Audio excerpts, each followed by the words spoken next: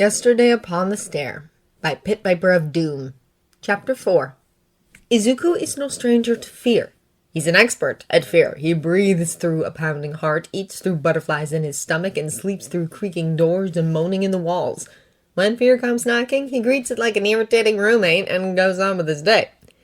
And yet when Bakugou's glare burns a hole in the back of his head, he wants to run. When Bakugou follows him outside, he wants to hide. When Bakugou grabs him by the shoulder and shoves him up against the wall, he wants to curl up and wait for him to go away, but he can't, not with Bakugou holding him upright.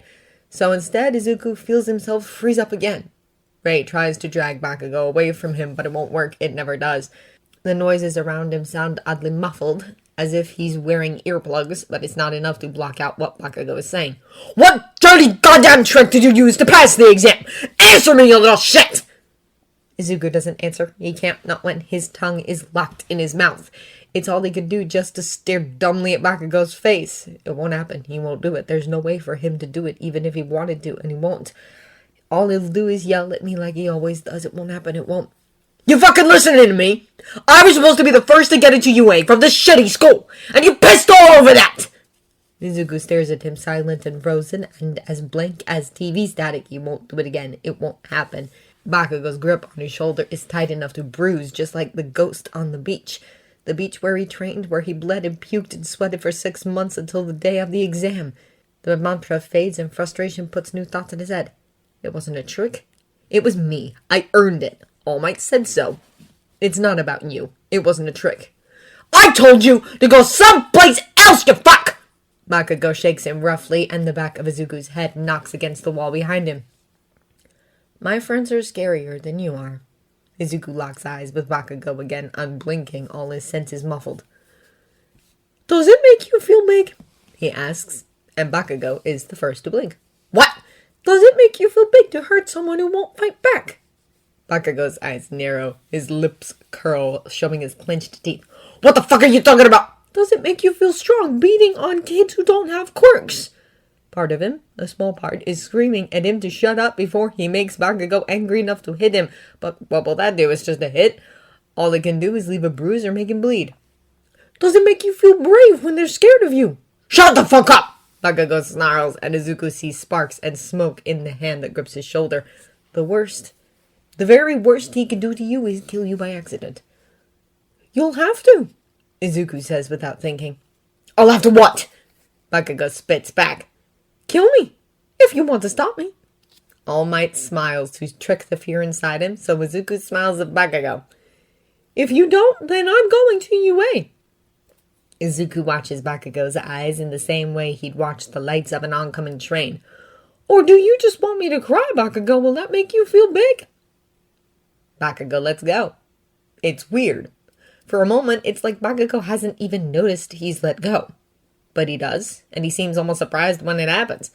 Movement returns to Izuku's legs, and he slides away from the wall and out of Bakugou's reach. He doesn't run. He walks, and Bakugou doesn't follow. Times like these make Izuku painfully aware of how fundamentally useless his quirk is. Not one for all. One for all is cool and amazing and exactly what he needs to become a pro hero, or at least it will be once he figures out how to use it without completely obliterating his arms and legs. Well, that's a habit he'd rather break as soon as possible. But he hasn't yet, which is a problem when the first order of business on the first day of school turns out to be a quirk assessment test, and he's liable to get kicked out if he scores low enough. Since he's not interested in ending his first day of school with a trip to the hospital, he's going to have to make do with what he had before One for All.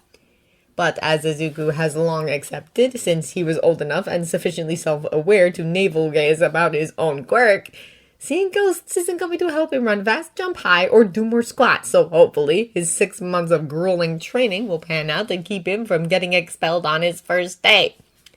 The school athletic field is abuzz with conversation, and not just from his chattier classmates. There are ghosts here, not necessarily tied to the place or haunting anyone, but simply passing through and watching the world around them. As Izuku bounces on the balls of his feet and waits for the tests to start, he happens to glance over and see Rei standing at the sidelines, pale and washed out against the bright green turf, watching him through a part in her hair like she's peeking through a curtain. Izuku checks his peripherals to make sure no one notices, and flashes her a quick smile and wave. She perks up, lifting her head so that more of her hair falls away from her face and bounces a little as she waves back. Hey, did you see that? Did he just wave? Izuku almost panics, but relaxes when the speaker turns out to be another ghost drifting by, a teenager with a hole in his temple that still leaks blood. Hey, little girl, did that guy just wave at you? She nods vigorously. Holy! Can he see us? Oh, why not? Izuku locks eyes with the ghost, grins, and winks. The guy's face lights up like it's New Year's Eve. Word travels fast among the dead. Before long, Izuku has a little audience at the sidelines. Rei is still at the front, watching eagerly as the quirk assessment tests begin. He wishes he could have given a better account of himself in front of them. He really does. By all accounts, he should have been able to. 6 months of training was hardly nothing, right? He's been eating better, strengthening himself at almost every available moment, building up his stamina to levels he never dared dream of before. But for every test, every race, every assessment of every possible athletic ability under the sun, there is always someone better. There is always someone, or 2, or 3, or more, whose quirks are perfect for blowing his attempts out of the water. Ida's speed lets him dominate the sprint. Uraraka's gravity manipulation makes the long jump a joke. Sato does push-ups like a man possessed, so to speak. Izuku, in the meantime, has an extra cheering section that no one else could see. It's not nothing. Hey, buddy, you're doing great! Yeah, come on, get your chin up. You're faster than I ever was back when I had legs. Don't give up. Did you see those other 2? You lifted me and you're buzzed. Keep it up. Rei hops up and down, though her feet never actually touch the ground. Her hair twists in an unseen wind and reveals light swallowing black pits for eyes, and her cheering sounds a little bit like a wind race, but it's still a nice feeling. The voices of the dead drown out Bakugou's jeering and let him focus on something that's not Aizawa's cold stare. In spite of himself, Izuku smiles. His power might not be good for hero work, but it's nice for not feeling alone sometimes. Still, his stomach turns as he picks up a ball for the pitching test. He's almost done with the tests. Maybe what he really needs to do is go all out just once. He hasn't gotten the chance to show off his quirk, his second one at least, and he's not sure the rest of the tests are good for showing off one for all. Maybe if he blows everything now, it'll still be okay. Maybe all he has to do is get Aizawa's attention and prove that he can at least do something. That's what the point of this assessment is, isn't it? Showing him where he is in terms of power. It's worth a shot, at least, and by that, it means it's the only thing Izuku can think of. One shot of one for all, and he'll probably be out for the count, but at least he'll have made some kind of an impression. The ghost swoops loudly as his throwing arm ripples with energy. Izuku winds up for the pitch, focuses on the cheering, and... silence. Izuku is about to swing his arm for the throw when the voices egging him on vanish. The feeling of cotton sickness in his ears makes him look up, searching the sidelines for what might have made the ghosts go quiet, and finds himself staring at empty grass. The ghosts are gone, and Rei, his mute, terrifying nightmare of a best friend who's hardly strayed from his side since he was 7 years old, is nowhere to be seen. The only people left watching are his living, breathing classmates, and there are 19 of them plus one homeroom teacher, but the athletics field feels suddenly so very empty. The shock of silence, of the split-second powerful feeling of being alone, breaks Izuku's concentration. He loses his grip on one for all, which throws off the weight of the pitch. The ball sails forward about 20 meters before bouncing pitifully on the ground. For a moment, panic rushes through Izuku with such force and volume that he can't even react beyond a blank stare. The ghosts left? Why would they leave? They didn't just lose interest and decide to. They vanished in the middle of yelling encouragement. And why would Rei leave? Did something happen to them? Could something happen to ghosts? I erased your quirk. Aizawa's voice cuts through his numb mute shock, and he startles like a rabbit and doesn't quite manage to muffle the quiet noise of alarm. Among his classmates, someone giggles. What? His heart beats frantically, and Izuku distantly recognizes the fluttery pain in his chest and the heavy pit in his stomach as nothing short of fear. Isn't it backwards that he's frightened because of the absence of ghosts? Aizawa is starting to look like a ghost himself, with a pale face and red-rimmed eyes and dark hair rising as if on an unseen wind. Izuku takes in the scarf, the goggles, and the strange quirk, and the realization of just who his homeroom teacher is hits him full force. You have no idea how to properly use your quirk, do you? Eraserhead says coldly, stepping forward. His scarf ripples around him as if it has a life of its own. What did you believe someone would save you if you crippled yourself again? Bad judgment call, bad judgment call. Should have stuck with the original plan. The scarf wraps around him, jerking him forward, and another flash of panic turns his vision white for a moment. Fight or flight instinct kicks in, and as Aizawa's voice fades to the background of his own thunderous pulse in his ears, Izuku manages to glance down at his own hand. He twitches his finger experimentally and is rewarded by a spark of one for all in his fingertip. He erased my quirk, he realizes through the pounding in his ears, but he erased the wrong one. Face it, Midoriya Izuku. Aizawa's voice, flat and cold, brings him out of his panic and back to the present. With a power like that, you'll never become a hero. A moment passes, and Aizawa's hair falls back into his face. Izuku's ears pop as the voices of the dead return, and he... Oh, wow, that's where she went! May is no longer watching. At the sidelines, her face is no longer pale, her eyes no longer dark. It's like the color has been reversed. Her entire form, from her skin to her nightdress to her hair, is the kind of black that swallows light and lets nothing reflect back. The only whiteness left is in the eerie pale light that shines out of her eyes and her mouth. Mouths are not supposed to be that way. Lips are not supposed to stretch that wide. Sweet little girls are not supposed to have fangs that bristle like dark thorns against the glow. Her writhing tendrils of hair put the scarf to shame as they whip and slither around his teacher's arms and throat, and her fingers stretch and curve into hard, spindly claws to rake at him. Her mouth stretches wide like a crocodile, and she gives vent to her fury inches from Aizawa's face. Izuku's ears burn with her screaming, and her rage presses him like a hot iron. Aizawa blinks slowly at him. Something the matter? Let go! Izuku blurts out before he can stop himself. Aizawa raises an eyebrow at him. Please!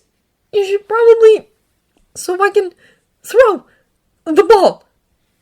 Aizawa looks bored, but he complies and turns away to watch by the sidelines again. It's not until the scarf is well away from Izuku that Rei gives one final shriek, swipes at the back of Aizawa's head, and backs off. The darkness fades, and a pale little girl stands at Izuku's side once more. He can't stop shaking. Did he give himself away? Did Aizawa notice? How the hell is he going to get through this one?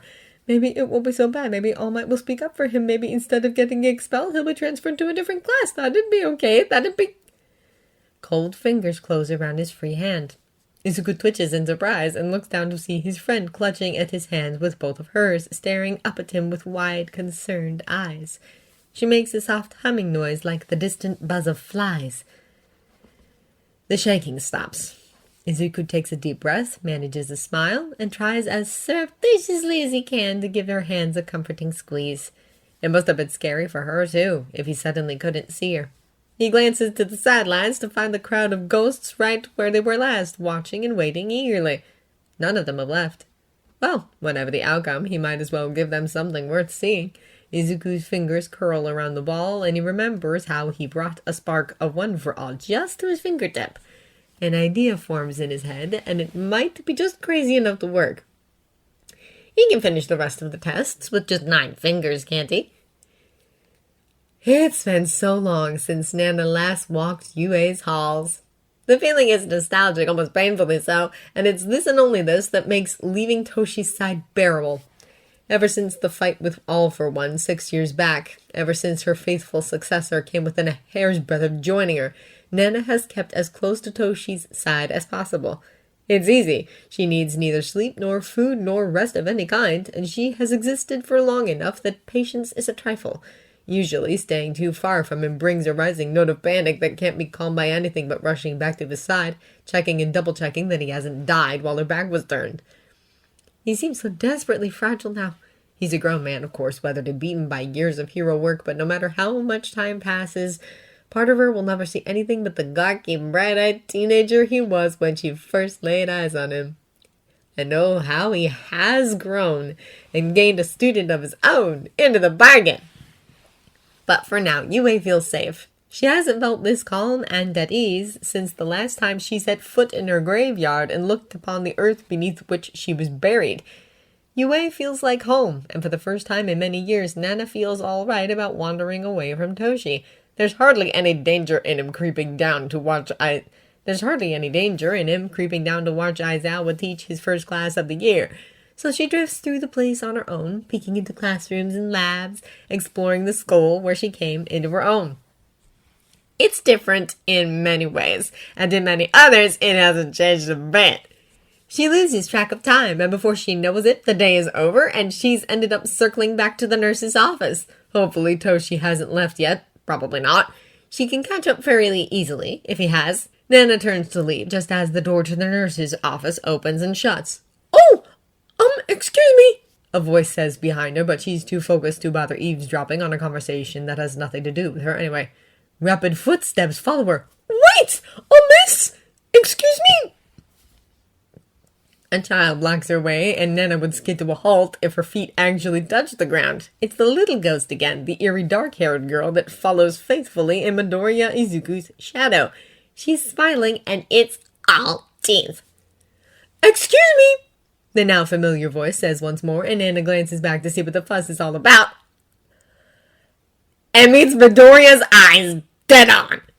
The moment she's looking at him, his face breaks out in a freckled smile. He speaks to her. "Hello!" Nana shrieks, taking out one of the fluorescent light panels in the ceiling without meaning to. She ends up halfway down the hall from him in the blink of an eye. The child ghost laughs, and it sounds like static on a broken television. "Sorry!" Midoriya jogs to catch up. "I'm sorry, I didn't mean to scare you.